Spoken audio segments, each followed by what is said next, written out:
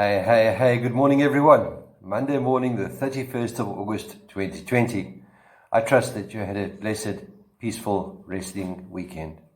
This morning's devotional is a reading from 1 Samuel chapter 3, verse 10, which reads, "The Lord came and stood there, calling as at the other times, 'Samuel, Samuel.'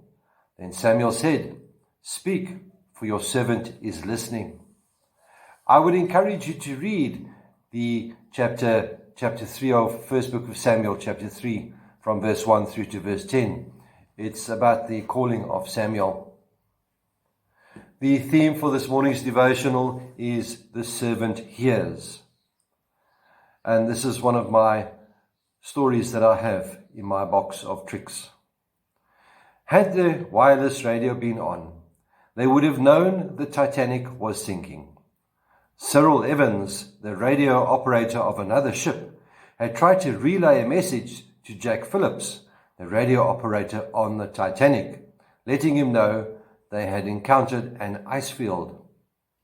But Phillips was relaying personal messages from the passengers and rudely told Evans to be quiet. So Evans reluctantly turned off his radio and went to bed. 10 minutes later, the Titanic struck an iceberg.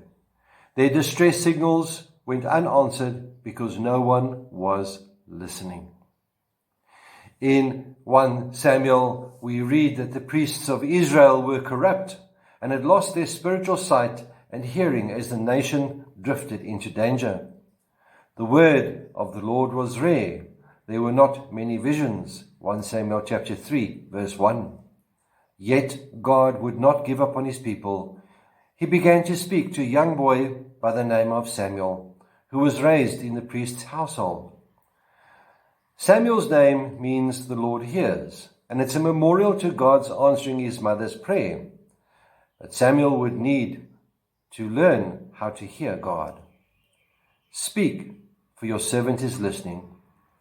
It is the servant who hears.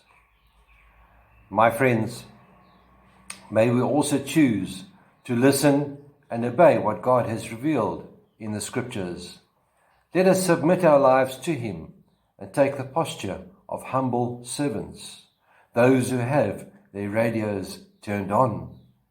Let us fine-tune our hearts and our ears. Let us tune them in to the frequency that God wants us to be tuned in, and not the frequency that the world wants us to tune into. With those few thoughts, my prayer is that may the Lord be with you, may He bless you, may He cause His face to shine upon you, and be with you always. Goodbye.